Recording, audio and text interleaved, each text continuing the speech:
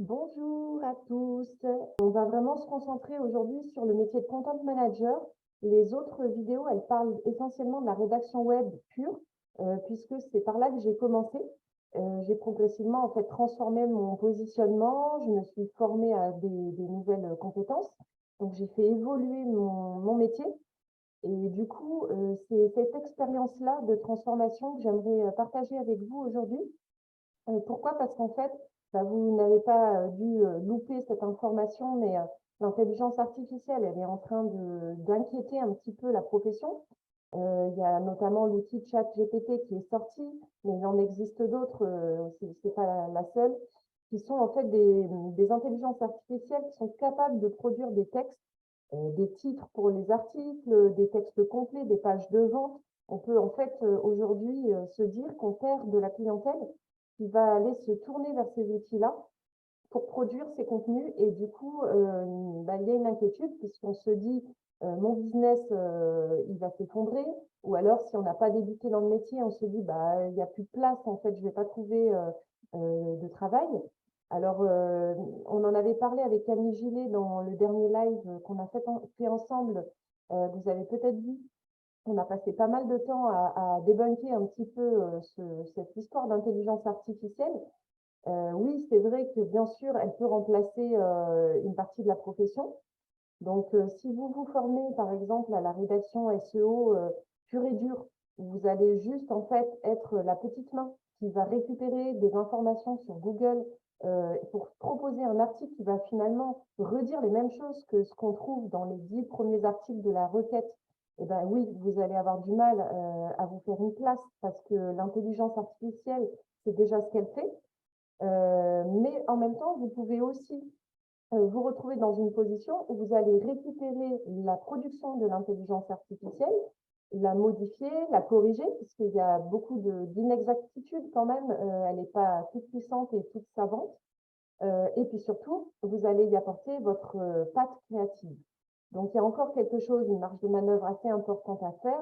Il faut l'avoir comme un outil qui va vous permettre peut-être de baisser vos prix et de produire plus.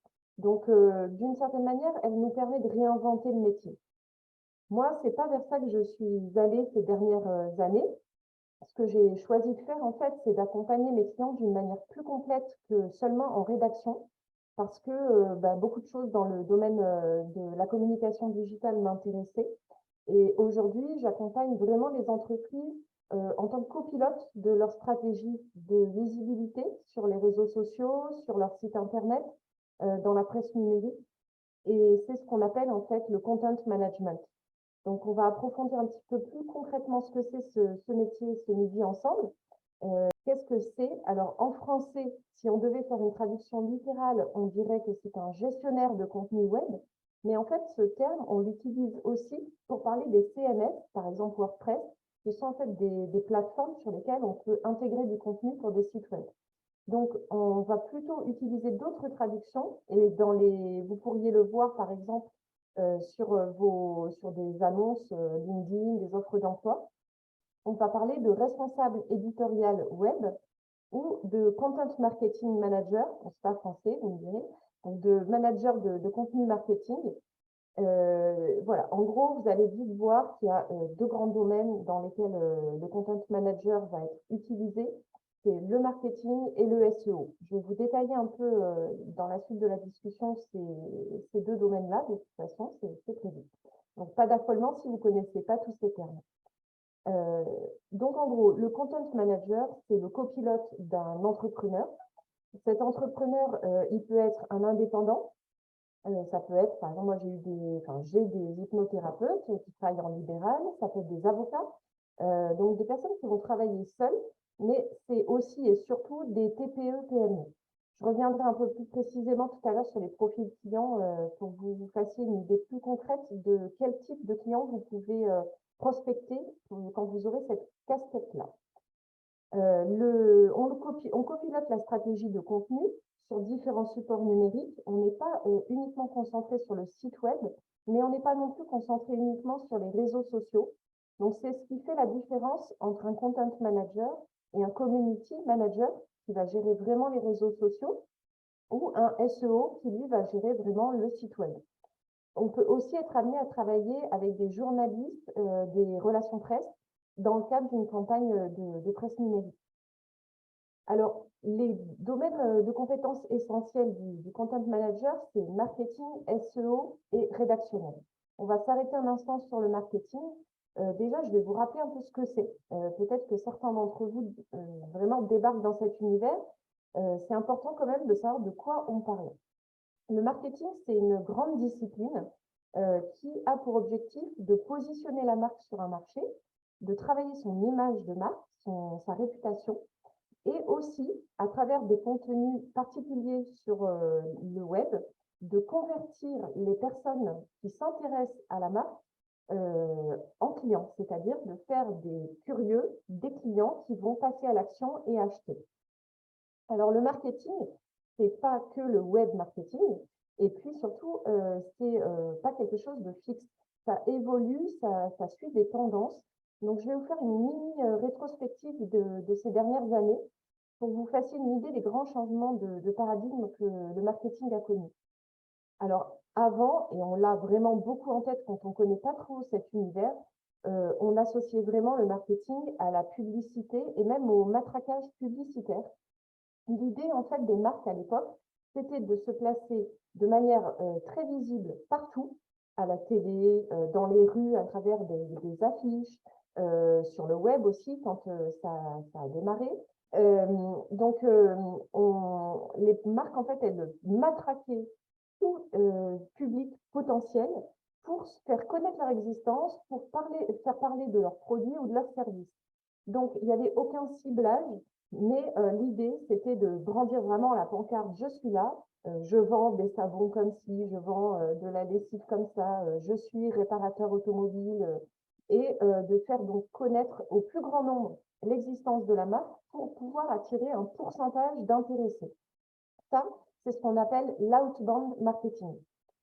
Ensuite, ces choses-là ont évolué, c'est-à-dire qu'on s'est rendu compte que les gens en avaient marre en fait du matraquage publicitaire et qu'on pouvait être beaucoup plus efficace en ciblant son audience. Donc pour cibler une audience, il faut la connaître. Et du coup, pour la connaître, on a commencé à utiliser, notamment sur le web, les données de navigation. Donc les marques, elles ont commencé à utiliser des outils comme par exemple Google Analytics. Il en existe d'autres, mais celui-là, c'est vraiment celui qui a pignon sur rue puisque c'est l'outil de Google pour récupérer un maximum de données personnelles sur les visiteurs de leur site web, sur leur audience sur les réseaux sociaux, à travers les statistiques qui sont disponibles, pour essayer de comprendre le profil des personnes qui étaient intéressées par leurs produits ou leurs services, qui étaient attirées par la sympathie de leur marque, et du coup pouvoir leur proposer différents types de contenus pour progressivement les convertir en acheteurs. Donc, on a vu progressivement aussi naître différents types de contenus qui permettaient d'abord, dans un premier temps, d'attirer à soi ce public-là, de montrer les valeurs de la marque, de rendre en fait, de créer une sorte de cohésion entre les valeurs de la marque et les valeurs de ces individus. Ensuite, on a commencé à identifier les problématiques qui étaient les leurs. Donc, par exemple, que faire contre les cheveux secs? Ça tombe bien, nous, on vend un shampoing spécifique pour les cheveux secs. Donc, on a commencé à répondre à tout un tas de besoins informationnels. Donc, en créant des contenus pour leur dire, tu veux savoir comment faire pour que tes cheveux ne soient plus secs et à leur donner des tips qui n'étaient pas forcément des arguments pour leurs produits. C'est-à-dire donner en fait de la matière à ces personnes pour que de manière autonome, elles puissent régler leurs problèmes. Et puis après, ces personnes-là commençaient à dire, tiens, cette marque, elle est sympa, elle donne des bons conseils et tout. Donc, je vais commencer à la suivre de manière un peu plus précise. Ou quand même, je me déciderais bien à acheter un shampoing pour cheveux secs. Je vais comparer les différentes marques. Donc, celles que j'ai déjà un petit peu aperçues grâce à ces contenus informationnels. Et puis, du coup, je vais essayer d'aller creuser la question pour comparer avec ses concurrents.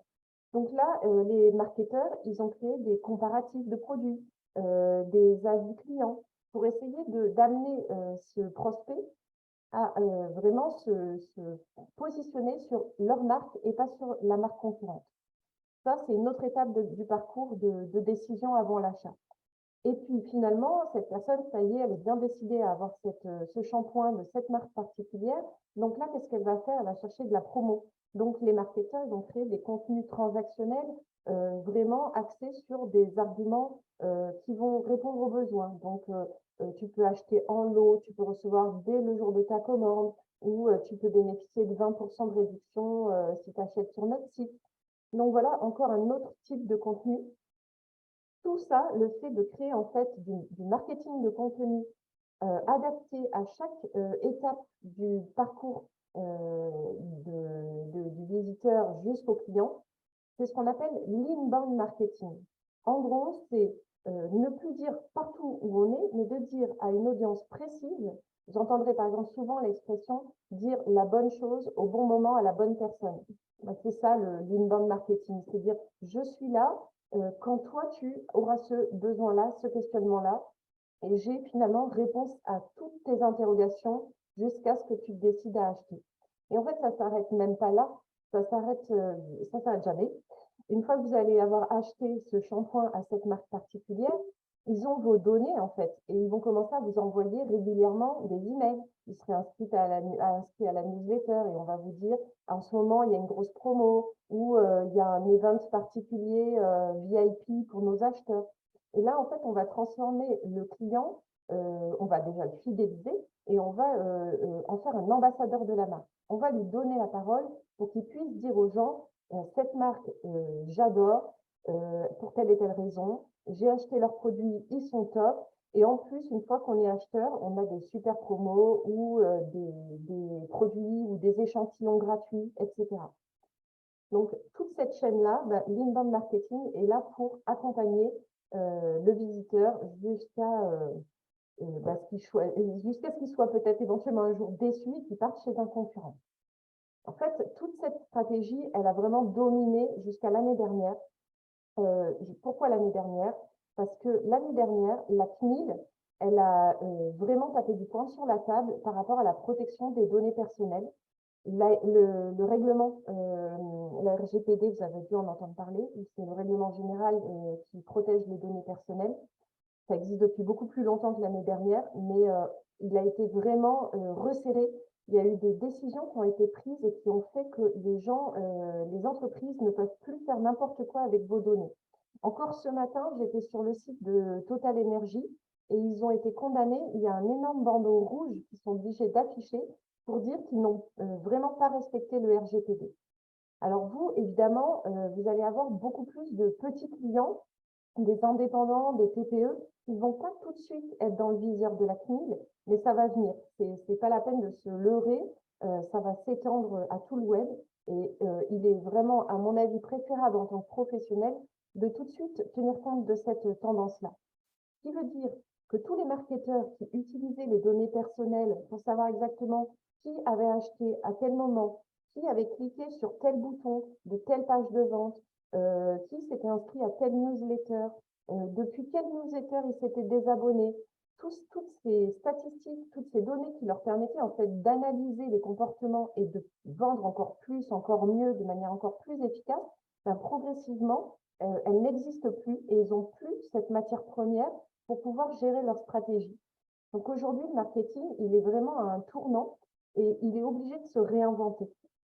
Donc ça, j'en parlerai pas mal parce que c'est une des préoccupations les plus fortes pour moi, à titre personnel et professionnel.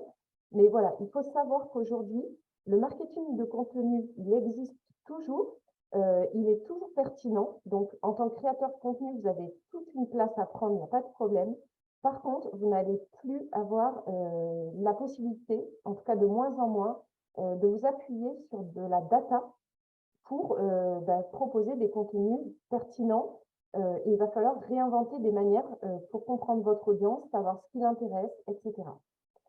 Donc ça, c'est tout le volet marketing et je vous invite vraiment à lire des bouquins là-dessus, à aller sur des blogs, vous renseigner, parce que ça va être un gros pôle de votre profession si vous choisissez ce métier.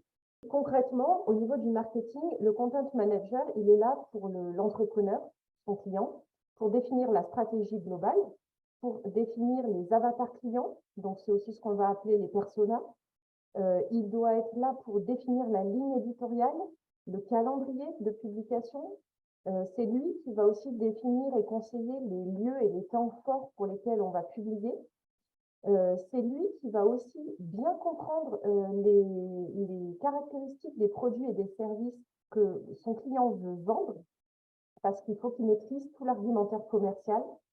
Il faut aussi qu'il soit capable de construire des arguments marketing sur la base des arguments commerciaux. Ce sont deux choses qui sont différentes. Et puis, bien sûr, il va falloir qu'il soit très créatif pour proposer des contenus originaux. Aujourd'hui, par exemple, la vidéo, elle a énormément de place sur Internet, beaucoup plus que les textes, en fait, et de plus en plus. Donc, il faut réinventer aussi des contenus qui sont en lien avec la vidéo. Ça peut être, par exemple, des webinaires, ça peut être des communications comme on est en train de faire là, des lives, des interviews, comme j'ai pu faire avec Camille Gillet et d'autres rédacteurs ex-profs qui se sont reconvertis. Ça peut être aussi créer des vidéos motion design. Donc, il y a voilà, à explorer d'autres supports que le texte. Et le content manager, eh ben, il doit connaître ça.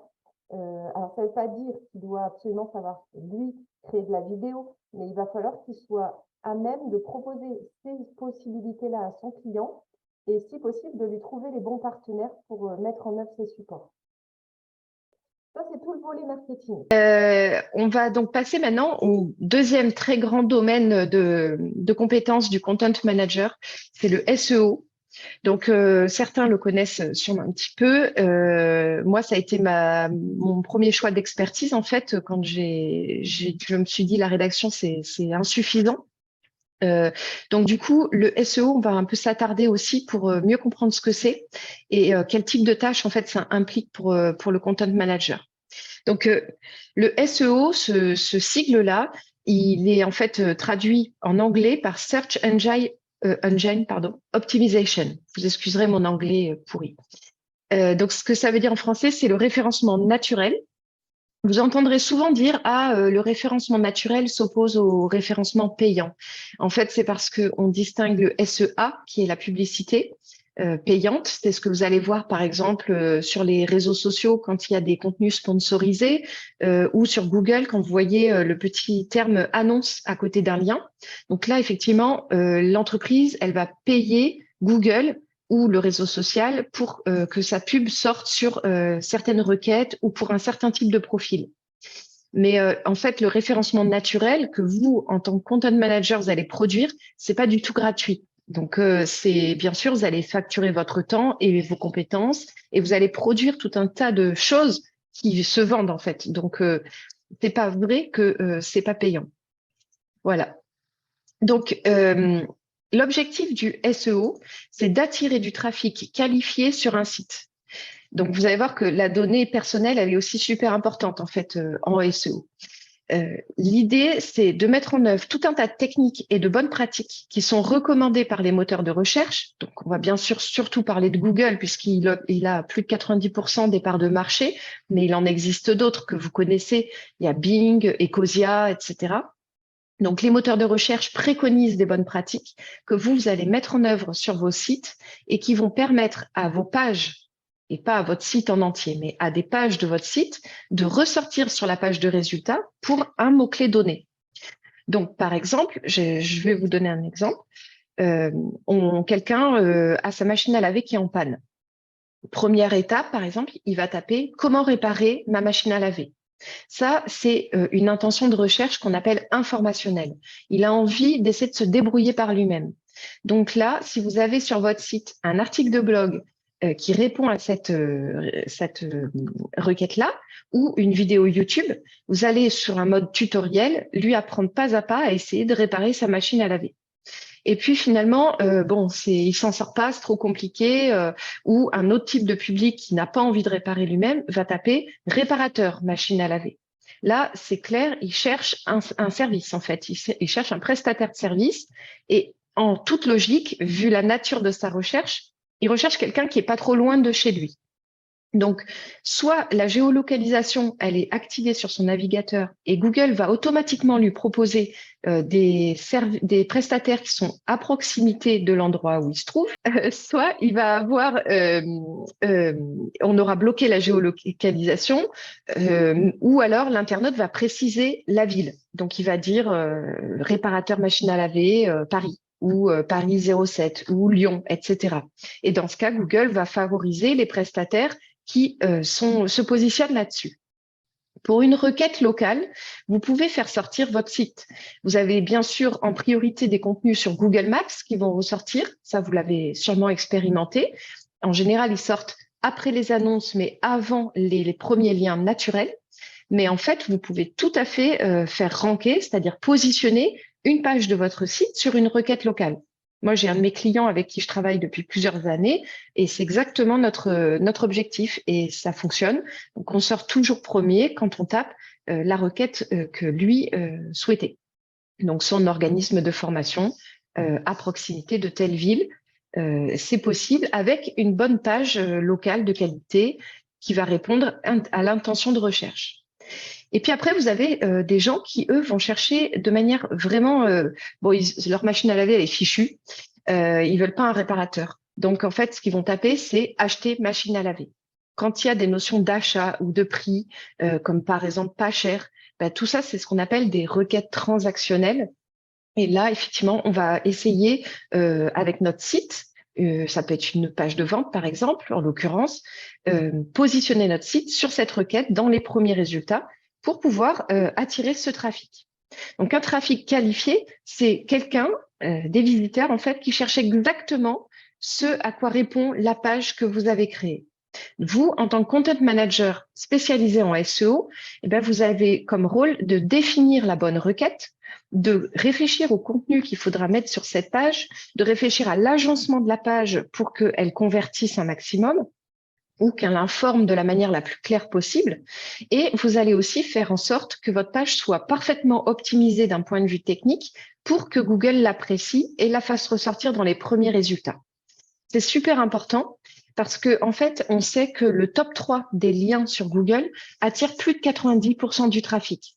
Et même, c'est le premier lien qui absorbe, alors je vais pas vous donner un chiffre pour dire un chiffre, mais qui absorbe l'essentiel de ce trafic-là.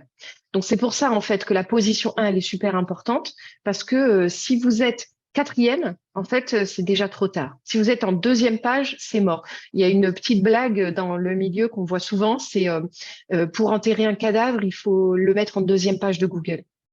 Voilà, ça vous donne une idée, c'est personne ne va sur la deuxième page. Alors, il y a d'autres manières que un contenu bien rédigé, complet, etc., pour positionner votre page en première, dans le top 3, en fait. Il y a aussi moyen de travailler ce qu'on appelle la position 0. Et donc, ça va être, j'en ai un peu parlé, la page sur Google Maps. Ça peut être aussi, si vous vendez des produits, optimisés pour sortir sur Google Shopping, mais vous pouvez aussi travailler dans un article de blog pour faire en sorte d'apparaître dans les extraits enrichis. Si par exemple vous tapez, ça on le voit pour plein de requêtes, bon à l'époque quand j'avais travaillé là-dessus, on avait fini par sortir, quelqu'un tapait récolter les tomates, et en fait, avant même tous les liens, il y a un encart qui apparaissait sur Google avec récolter les tomates, le lien vers l'article de blog qu'on avait rédigé et quelques lignes extraites de l'article qui répondaient précisément à cette recherche.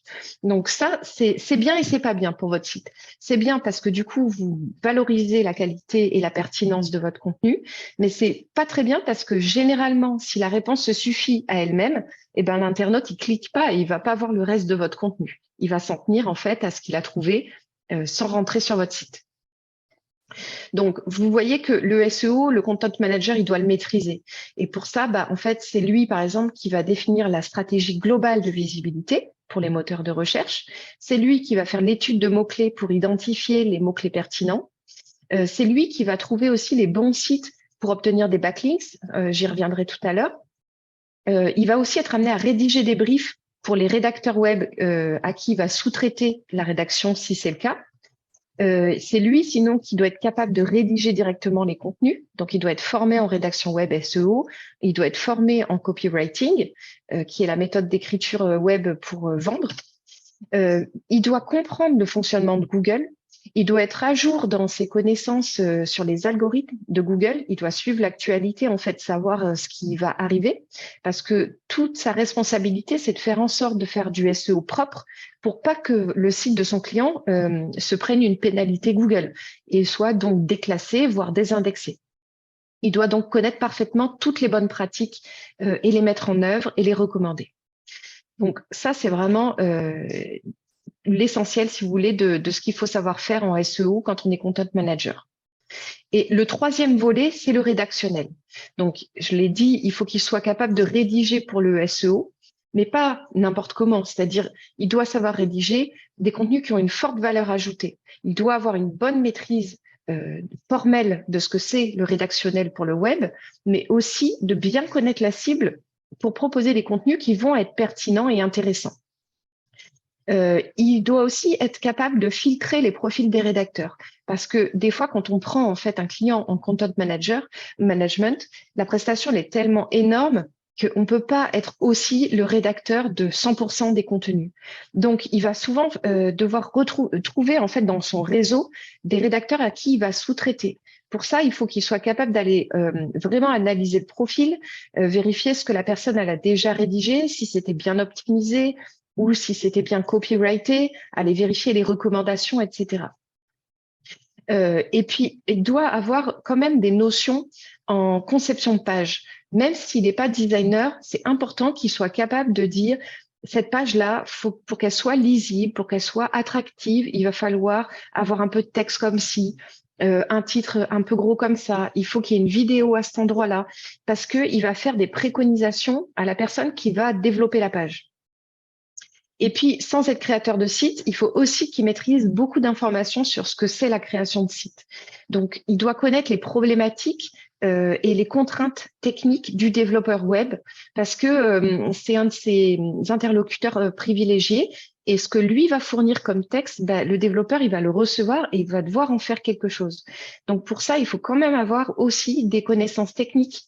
Alors, bien sûr, aujourd'hui, l'outil phare, c'est WordPress. Donc, il faut quand même avoir mis les mains dans un WordPress au moins une fois, savoir un peu de quoi on parle. Moi, après, c'est pas du tout la paroisse pour laquelle je prêche, puisque j'en parlerai aussi dans d'autres circonstances, mais pour moi, c'est pas du tout l'avenir, en fait, du web, toutes ces solutions de no-code. Et je pense qu'au contraire, il faut revenir à du développement sur mesure avec des vrais développeurs web qui savent coder. Donc, bon, c'est pas le sujet d'aujourd'hui, mais voilà, il faut avoir des connaissances, pas savoir coder, bien qu'il faut quand même savoir rédiger un peu en HTML, connaître les balises principales, mais il faut comprendre à quelles contraintes techniques l'intégrateur du contenu va se retrouver confronté. Tout ça, c'est les compétences, les savoirs un peu institutionnels et expérimentaux que vous allez devoir acquérir. Alors, bien sûr, au fur et à mesure, il faut une formation de base, mais après, c'est la pratique qui va aussi faire que vous allez mieux comprendre, savoir plus de choses, vous améliorer. Vous n'avez pas besoin d'être parfait sur tous les plans que je viens de citer pour devenir content manager, quoi. Il faut bien débuter quelque part. Par contre, il faut aussi ce qu'on appelle un peu dans le langage RH des soft skills, c'est-à-dire en fait des compétences un peu humaines, transversales. Et ça, moi, je pense que si on les a pas, c'est un peu compliqué de percer dans le métier parce qu'il y a quand même beaucoup de concurrence. Déjà, je pense qu'il faut être quelqu'un de très organisé. Donc vous êtes des profs en général, vous êtes un peu des fous de l'organisation, puisque vous gérez des trentaines d'élèves groupe par groupe, des plannings à s'arracher les cheveux et tout. Donc je pense que vous avez déjà une super base en fait pour ça. Mais pourquoi faut être organisé? Parce qu'il faut à la fois être capable d'avoir une vue globale et précise sur la stratégie qu'on est en train de mener. Global parce qu'il faut jamais perdre de vue les objectifs qu'on s'est fixés pour une année, par exemple, ou pour le mois, et précise parce qu'il faut suivre l'ensemble des tâches, et des fois elles sont nombreuses, et il faut les mener de front. On a parfois plein d'interlocuteurs différents. Pour peu que vous ayez plusieurs clients, ça peut vite devenir un vrai casse-tête. Donc, il faut être organisé. Ensuite, il faut être capable de faire du suivi.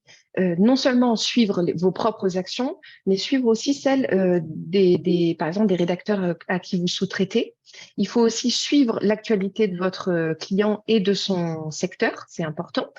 Et puis, pourquoi il faut suivre? Parce qu'il faut être très réactif. Il faut être capable très vite de se dire, ouh là là, j'avais pensé que tel axe de ma stratégie allait marcher. En fait, ça fait 3 semaines que ça patine. Il faut vite y mettre un terme et redéfinir l'orientation. Parce que sinon, vous allez faire perdre un budget fou à votre client pendant des mois et des mois pour finalement lui dire au bout de 6 mois, bah, désolé, en fait, ça marche pas du tout. Et donc, c'est pas bon. Donc, je dis pas qu'il faut tout le temps être en train de changer la stratégie. En SEO, par exemple, il faut laisser le temps aux choses de se faire et de s'installer, mais il faut quand même avoir un suivi sérieux de tout ça. Donc, il faut être quelqu'un d'attentif, en fait. C'est un peu ça que je veux dire. Ensuite, il faut avoir le sens de la relation client. Ça, c'est pareil. Quand on est prof, on a le sens de la relation humaine parce que on est attaché à nos élèves individuellement. On aime les connaître, on aime savoir ce qu'ils deviennent, on aime voir leur progrès sur une année scolaire, voire plusieurs. Donc, du coup, c'est un peu pareil. C'est juste qu'on le transfère sur des adultes qui sont des entrepreneurs. Mais en fait, il faut se montrer disponible, flexible. Il faut être à l'écoute. Il faut savoir rassurer parce que finalement, c'est vous l'expert dans le domaine. Lui, il n'y connaît pas grand-chose. Il faut aussi savoir le motiver. Vous allez avoir beaucoup de clients des fois qui veulent faire ça, puis en fait ça, puis ils hésitent et puis ça met des années. Et donc, il faut aussi être un peu là pour les remuer et les aider à engager l'action, en fait. Ensuite, il faut être très transparent. Donc, il faut être capable de communiquer sur ce que vous faites et savoir dire ça, j'ai pensé que ça marchait, mais non. Il faut réussir à dire, voilà, je me suis trompée, c'est pas grave. Un client préférera toujours que vous reconnaissiez une erreur parce que vous êtes en train de lui proposer mieux, plutôt que vraiment vous enfermer dans quelque chose qui fonctionne pas par fierté. Il faut aussi éviter de faire des fausses promesses. Ça, vraiment, ça fera votre différence dans le monde du SEO parce qu'il y a plein d'arnaqueurs, en fait. Il y a plein de gens, ils suivent même pas de formation, ils n'ont jamais ouvert la documentation Google et ils font des tas de fausses promesses aux clients. Vous allez être premier sur Google en moins de 2 mois. Non, ça marche pas du tout comme ça. Donc, il faut être quelqu'un d'honnête. Vous dormirez mieux le soir. Et puis après, il faut être capable de réseauter. Il faut vraiment vous mettre un peu en action vous-même, c'est-à-dire trouver des partenaires sur les réseaux sociaux, vous mettre dans des communautés de gens qui travaillent sur le web. Par exemple, pour trouver un développeur avec qui vous allez travailler. Ça peut être pour travailler avec un graphiste en particulier. Si vous avez des liens à acheter pour les sites, c'est bien d'avoir un partenaire fiable qui a une banque de sites de bonne qualité. Donc, réseauter, c'est super important. Moi, par exemple, je fais pas de ads, je fais pas d'annonces payantes, du SEA, et j'ai un partenaire pour ça. Donc, voilà, vous pourrez pas tout savoir faire, mais il faut être capable de réseauter pour ça. Donc, ça, c'est important. Je vais essayer d'aller un peu vite, j'ai un peu traîné tout à l'heure. Alors, un autre truc qui va peut-être vous éclairer, que je m'étais noté, et que vous allez voir aussi beaucoup sur l'actualité, sur l'actualité, les articles qui sortent en ce moment sur Google et les algorithmes, c'est ce qu'on appelle le EEAT. Jusque-là, on parlait de EAT et on a rajouté, Google a rajouté un E devant. Alors, qu'est-ce que c'est que ce charabia? En fait, c'est 4 leviers sur lesquels le content manager il peut appuyer sa stratégie. Donc, le premier E, il veut dire expérience. L'idée, c'est de produire des contenus qui vont montrer l'expérience du créateur de contenu. Alors, c'est pas vous, c'est votre client, en fait. En tant que marque, il va falloir que Google reçoive des signaux qui lui montrent que oui, cette entreprise-là, en tant que créatrice de contenu sur ce domaine-là, elle est valable parce qu'elle a de l'expérience, elle sait de quoi elle parle. Ensuite, le deuxième E, il veut dire expertise. Là, c'est pareil. C'est être capable, en fait, de proposer des contenus de haute qualité qui sont pointus dans le domaine de votre client pour montrer que vous n'êtes pas n'importe qui, que vous êtes vraiment expert dans votre domaine. Ça, c'est un des leviers importants de la stratégie de contenu, évidemment. Ensuite, il y a le A. Le A, c'est pour autorité. Donc, c'est à la fois l'autorité du créateur de contenu, donc encore une fois, l'autorité dans son domaine, montrer qu'il est un des leaders, un des référents sur sa thématique, mais c'est aussi une autorité qui est liée au site lui-même. En fait, ça, Google, il a différents critères pour l'analyser. et il va par exemple aller regarder combien d'autres sites envoient des liens au site de votre client. Si ces sites qui envoient des liens sont dans la même thématique, sont des médias vraiment importants, des sites de référence. Et si c'est le cas, s'il y a beaucoup de liens qui viennent de beaucoup d'autres sites et que ces sites-là qui envoient les liens sont de qualité, Google, lui, ce que ça veut dire pour lui, c'est que le site de votre client, il est bon et il va du coup améliorer son positionnement. Donc le Content Manager, il doit travailler là-dessus. Et enfin, la dernière lettre, c'est le T de trust en anglais, qui veut dire en fait fiabilité ou confiance. Donc c'est pareil, c'est créer des contenus qui vont montrer qu'il est fiable, le client. Donc ça peut être des témoignages de clients à lui, des avis, etc. Mais c'est aussi le trust, et ça c'est vraiment super important de le comprendre, le trust du site. C'est-à-dire que le site, il faut qu'à la fois au niveau de sa qualité technique et d'un certain nombre de contenus légaux qui sont présents dessus, montre que oui, cette entreprise, elle existe, elle est valable, elle a une existence administrative, on peut lui faire confiance. Donc, ça va par exemple passer par la présence de conditions générales de vente sur un e-commerce, des mentions légales sur tout type de site professionnel. Vous pouvez aller sur le site anmov.fr pour voir ce que c'est. C'est vraiment rien à faire et c'est tout petit, mais c'est super important de le mettre. Est-ce que l'entreprise a bien un numéro SIRET, par exemple, pour les entreprises françaises? Et au niveau technique, ça va être des trucs du genre, le site, il a un protocole HTTPS. Vous avez déjà été sur des sites où d'un coup, votre navigateur, il vous dit, attention, site non sécurisé. Bon, il faut absolument le passer en HTTPS. Le S, c'est pour sécuriser, parce que ça, c'est un indice pour Google que votre site, il est fiable. Donc ça, c'est des leviers un peu variés sur lesquels vous, en tant que content manager, vous allez pouvoir baser votre stratégie. Donc, vous avez compris en fait que le content manager, c'est pas vraiment un rédacteur web. Mais franchement, c'est quand même bien d'être d'abord rédacteur web pour pouvoir au moins asseoir vos compétences rédactionnelles. En fait, si on est content manager et qu'on travaille avec des rédacteurs web, finalement, les rédacteurs web, ils vont être cantonnés à un rôle qui est un petit peu de l'ordre de l'exécution. Ça va être des petites mains finalement. Alors, je dis pas ça de manière négative, hein, mais en tout cas, c'est pas eux qui ont la vue complète sur le projet. Donc, c'est le content manager qui va lui rédiger son brief de rédaction, qui va lui évaluer son travail, qui va repasser derrière pour vérifier que tout est OK, qui peut éventuellement lui demander des corrections. En fait, le content manager, il va généralement pas faire passer le rédacteur en direct avec le client, à la fois pour pas perdre son client et pas s'auto-concurrencer, mais surtout parce que les clients, ils n'aiment pas trop avoir plein d'interlocuteurs. Donc, il va tout centraliser, en fait, un peu comme un responsable éditorial classique. Donc, du coup, si vous voulez dépasser ce statut de simple exécutant, vraiment, mon conseil, c'est de monter en compétence au-delà de la rédaction web pure et simple, en fait. Alors, je vous ai beaucoup parlé des différentes tâches, finalement, à travers ce que j'ai dit du content manager. Je pense que vous avez un peu compris. Je vais juste reprendre rapidement une sorte de fil conducteur. On va se mettre dans la configuration. Vous avez une collaboration qui va démarrer. D'abord, il y a la phase de prospection. Donc là, en gros, vous avez une accroche avec un potentiel client. Qu'est-ce que vous allez faire? Vous allez d'abord l'écouter. C'est très important. Vous allez lui poser le maximum de questions sur son activité, parce que si d'un coup, il vous dit je travaille dans la machine de haute précision ou l'industrie, je sais pas quoi, et que vous n'y connaissez rien, c'est peut-être pas un client à prendre. Parce que ça veut dire que vous allez devoir beaucoup apprendre sur son domaine d'activité pour performer. Donc déjà, ça vous permet de faire un peu le tri.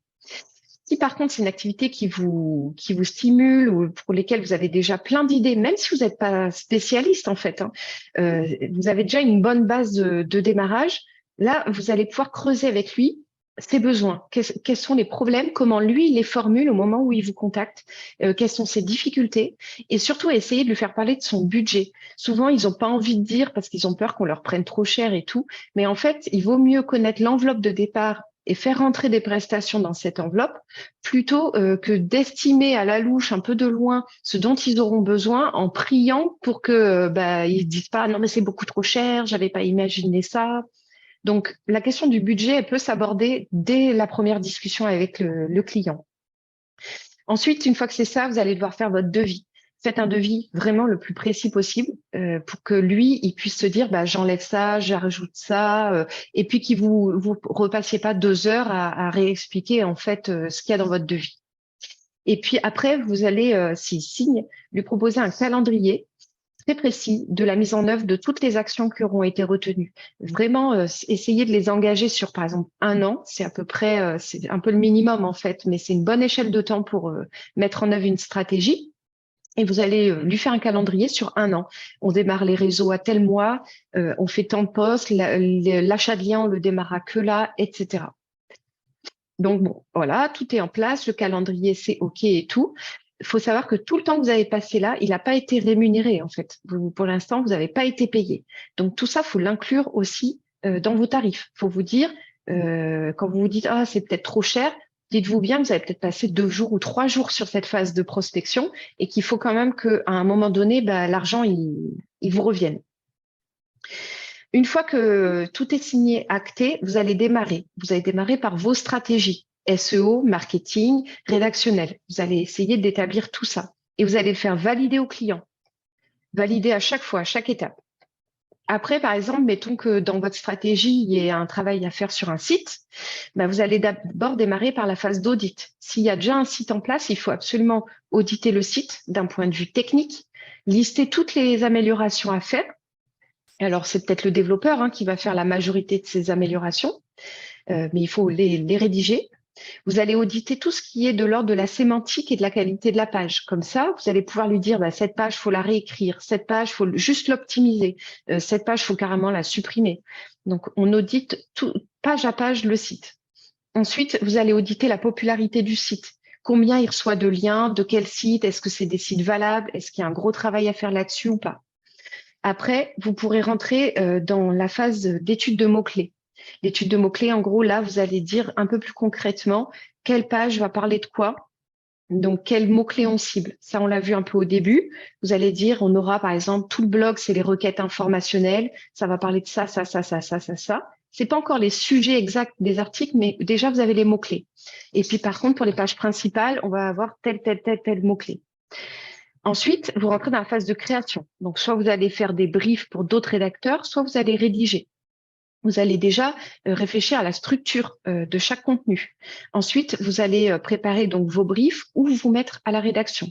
Si vous déléguez, il faut que vous ayez mis en place une sorte de tableau qui vous permette de gérer ça en équipe. Quel rédacteur fait quoi, à quelle date, quand est-ce que c'est livré, etc. Donc, il y a des outils comme ça à faire. Ensuite, vous allez, enfin je dis ensuite, mais tout ça, ça va un peu ensemble, c'est la phase de création vraiment. Vous allez à chaque fois vérifier, vous, la qualité des contenus. Donc, c'est à la fois évaluer votre propre travail, mais celui aussi des gens à qui vous avez sous-traité. Et puis, vous allez toujours faire valider aux clients. Alors, vous avez des clients qui relisent jamais, mais c'est quand même bien d'avoir une trace quelque part par mail. Voilà le lien vers le dossier, il y a tous les textes. Ou alors vous lui dites je te les mets au fur et à mesure et vous le prévenez, mais histoire qu'il y ait une relecture et une validation du client pour pas que 6 mois après ils vous disent mais ça je te l'ai jamais validé. Vous voyez, c'est on peut anticiper ce genre de problème. Ça peut être aussi le moment, si vous avez eu ça dans votre stratégie, vous allez commencer à envisager la structure de la newsletter, qu'est-ce qu'on va dire dedans, etc. Et aussi peut-être d'autres types d'emails. Quelle est la chaîne en fait d'informations que vous allez fournir aux gens qui vous auront donné leur adresse mail? Qu'est-ce que vous avez à dire dans le mail 1, 2, 3, etc. Et après, quand tout est en place, alors ça prend plusieurs mois, vous n'allez pas faire ça en 2 semaines, vous prenez le temps, etc. Il y a une création de contenu qui est régulière et continue. Vous allez mettre en place le suivi. Donc, le suivi, il est à la fois pour le marketing. Est-ce que j'atteins les objectifs qu'on s'est fixés? Est-ce qu'il y a assez de ventes par rapport à ce qu'on s'était dit, etc. Est-ce que le panier moyen, il correspond à ce qu'on avait envisagé ou pas? Ça vous permet de réajuster. Et au niveau du SEO, le suivi, ça va être par exemple, est-ce que mon site commence à se positionner sur les mots-clés qu'on avait ciblés? Est-ce que, en fait, il sort sur des mots-clés qu'on n'avait pas prévus? Ça arrive.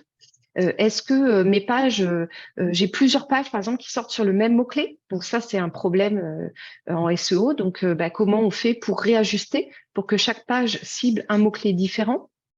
Et vous allez donc faire tout ce suivi-là. Vous allez suivre aussi la campagne de liens si vous achetez des liens. Et tout ça, vous allez en fait régulièrement le mettre dans des comptes rendus à l'adresse de votre client. Vous allez lui faire des vrais comptes rendus en bonne et due forme, avec des slides et tout, avec des graphiques, pour prouver en fait ce que vous dites.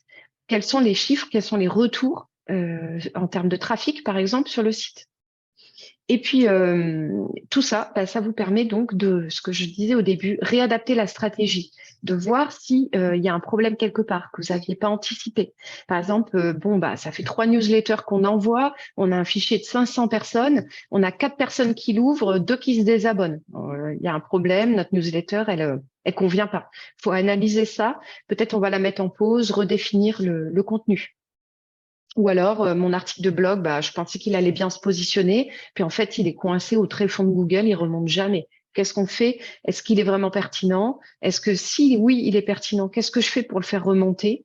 Donc voilà, c'est un moment important. Moi, je le fais tous les mois en fait, cette veille, et tous les 3 mois, je fais un compte rendu au client. Alors des fois, le content manager, il s'occupe des réseaux sociaux, même souvent. Dans la version minimale, il va faire du conseil. Mais dans la version maximale, c'est lui qui va faire la stratégie de hashtag, le calendrier de publication, les types de sujets. Peut-être qu'il peut même être amené à créer lui-même les posts ou alors à les déléguer à un rédacteur ou à un community manager. Il peut faire parfois de la gestion de communauté. Ça, c'est très chronophage, hein. Vous perdez un peu de vue votre métier si vous vous lancez là-dedans. C'est lui qui va les intégrer, par exemple, sur Suite Business, les programmer, etc. Il va suivre ce qu'on appelle les KPI, donc c'est tous les critères en fait de réussite, toutes les statistiques. Donc, il faut qu'il maîtrise quand même les outils réseaux sociaux, au moins quelques-uns, pour savoir comment toute la stratégie de contenu qu'il a élaborée pour Google se retrouve sur les réseaux sociaux. Parce qu'il faut une cohérence, c'est très important en communication. Voilà, donc le content manager, il peut faire tout ça. Ça ne veut pas dire qu'il est expert dans tout. C'est bien qu'il ait une expertise quand même sur un de ces domaines-là. L'important, vous l'avez compris, c'est qu'il soit bien entouré et qu'il soit avisé, donc qu'il soit au courant de ce qui se passe dans son domaine et qu'il soit réactif sur les changements à mener. Il faut vraiment être capable de piloter de manière globale plusieurs choses et les mener de front. C'est vraiment ça, en fait, le cœur de métier. Et ça, c'est ce qui va vous rendre, en fait, indispensable aux yeux de votre client. Donc, vos clients, je l'ai dit un peu au début aussi, il y a les indépendants. Eux, ils n'auront pas beaucoup de budget, mais par contre, l'avantage qu'ils ont à travailler avec vous, c'est qu'ils ne vont pas avoir un rédacteur, un SEO, un responsable marketing. Ça, ils se le paieraient même pas de toute façon. Donc, vous voyez, pour lui, vous êtes précieux parce que vous êtes un pilote en fait complet, un seul interlocuteur, un seul partenaire. Mais il n'a pas beaucoup de budget, vous ne ferez pas 1000 choses à la fois. Après, il y a les TPE, PME. Ça, c'est vraiment pour vous la cible principale. Parce que souvent, ils ont quand même pas mal de budget à mettre dans la communication. Elles n'ont pas forcément les compétences internes. Parfois, il y a un responsable communication, mais il ne maîtrise pas forcément tout ce qui va être digital. Ou, vous voyez, vous allez pouvoir forcément apporter une expertise qu'ils n'ont pas en interne. Et l'intérêt au niveau budget pour eux, c'est que comme ils en ont en général pas mal, vous allez pouvoir déléguer des choses et vous alléger en fait sur ce projet et du coup libérer du temps pour prendre d'autres clients en content management. Après, vous pouvez travailler avec des grands groupes, mais alors là, vous allez être quand même plus cantonné à une de vos spécialités. En général, vous allez, par exemple, être le responsable éditorial sur le groupe Hello Work, avec qui j'ai déjà travaillé, c'est le cas. Le content manager, en fait, il pilote l'équipe de rédaction web. Il est en lien avec le SEO, mais il n'est pas SEO. Il est en lien avec l'équipe marketing, mais il n'est pas marketeur. Et en fait, lui, il pilote toute l'équipe de rédaction et les plannings de diffusion des contenus. Voilà, donc le content manager, il peut se trouver plein de clients, mais vous avez compris, vous allez essayer, je vous conseille d'ailleurs en local dans un premier temps, de cibler des petites et moyennes entreprises. Alors, j'aimerais terminer rapidement, je sais qu'après vous retournez en cours, donc désolé, j'ai un débit peut-être un peu rapide, mais pour que vous ayez le temps de me poser vos questions aussi. Il faut faire payer tous ces services. Vous vous dites, c'est quand même beaucoup d'expertise, ça doit être cher en fait. C'est vrai. c'est un peu cher, mais je vais vous dire comment faire pour que ça paraisse moins cher. Donc, par exemple, une stratégie de web marketing complète, je vous conseille de jamais la facturer en dessous de 2 000 euros. Un audit complet de site, c'est-à-dire technique SEO et contenu SEO, minimum 1 500 euros. Alors, attention, si votre client il vient, il a un site d'une page ou 3 pages, non, ça sera beaucoup moins cher. Mais là, on se met dans le cas de figure d'un client qui a, mettons, une dizaine de pages plus un blog, ce qui est un peu le truc moyen, quoi. Après, une étude de mots-clés pour un site vitrine un peu poussé, qui aurait aussi un blog, minimum 800 euros. Vous en avez au moins pour 2 jours, en fait, pour le faire bien. La conception d'une page de vente. Alors là, franchement, il y a tous les prix. Le minimum, ça serait 250 euros, mais il faut savoir qu'un copywriter vraiment expérimenté, il peut vendre la page beaucoup, beaucoup plus cher, quoi. Ça peut aller jusqu'à 2 500 euros, 5 000 euros. Vous verrez tous les prix. Après, il y a la rédaction d'articles de blog. Alors, quand on est rédacteur web francophone, il faut vraiment facturer au minimum 8 centimes le mot. En général, c'est mieux de faire 10. Mais là, vous avez compris qu'avec l'intelligence artificielle, il y a une concurrence qui va s'installer et peut-être pousser à baisser les prix, mais où vous allez pouvoir produire plus rapidement. Donc, moi, je dirais 8 centimes le mot, c'est le plancher. Descendez pas en dessous. Ensuite, vous avez tout ce travail de pilotage. Ben ça, il faut le facturer à l'heure. Il faut faire des forfaits. Donc, vous estimez combien d'heures par mois. Et puis, vous partez, par exemple, sur une base de 60 euros de l'heure minimum.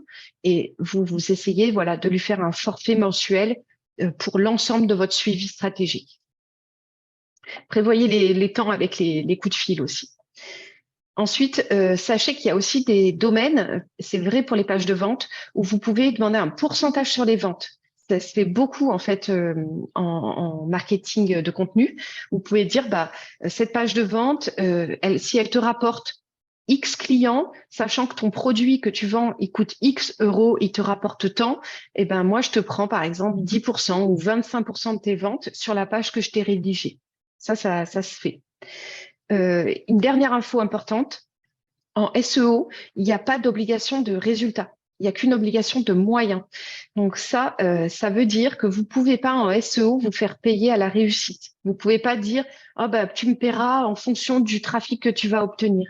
Pourquoi? Parce qu'en fait, même si vous connaissez les bonnes pratiques et que vous mettez tout en œuvre de manière nickel et tout sur le site, vous n'êtes jamais à l'abri que Google, bah, il en fasse qu'à sa tête, ou que demain, un concurrent mette 10 fois plus de budget que votre client et qu'il vous passe devant.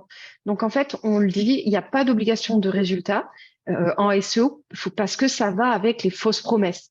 Donc là, il n'y a pas de négociation au pourcentage. Il faut que vous fixiez vos tarifs et voilà.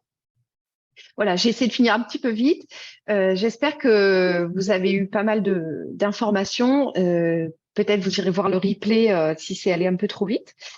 Je remonte maintenant le fil de la discussion pour essayer de voir ce que vous me dites. Donc oui, la rédaction, c'est insuffisant, Charlène, ouais, c'est insuffisant. Je sais qu'il y a beaucoup de formateurs qui vous vendent de la formation en vous disant oh mais c'est pas grave, t'écriras 10 000 mots par jour à 4 centimes le mot, tu vas voir, tu vendras sur plateforme et tout. C'est juste éreintant et c'est le meilleur moyen de se faire un bon burn-out tel que vous êtes peut-être déjà en train de le vivre avec votre métier de prof. Pour suivre l'actualité Google, Laurent, en fait, Google, il a une documentation officielle. Donc, il faut aller voir sa documentation officielle. Je vais vous mettre le lien en commentaire sur le groupe tout à l'heure, comme ça, vous l'aurez. Et ce qui est bien, c'est qu'il y a plusieurs niveaux. Il y a le niveau, je débute en SEO, je suis intermédiaire, je suis développeur. Combien de clients suis-tu en même temps? Alors ça a été très variable en fait. Avant mon congé maternité, donc jusqu'en 2021, sur du content management, j'avais 5 clients et c'était vraiment le max que je pouvais faire. Là, je suis en train de reconstruire ma clientèle, donc pour le moment, j'en ai 2. Et là, j'ai un prospect qui, pour le coup, va sûrement me prendre en fait tout le reste de mon temps. Donc, on va voir si je le signe ou pas. Je dirais que ça dépend en fait de la quantité de tâches que le client il te délègue. Mais voilà, il faut essayer d'en cibler à minima 3 sur du content management, je pense. J'ai été rédac web d'une petite agence de voyage. J'avais accès à leur site WordPress pour travailler les articles. OK.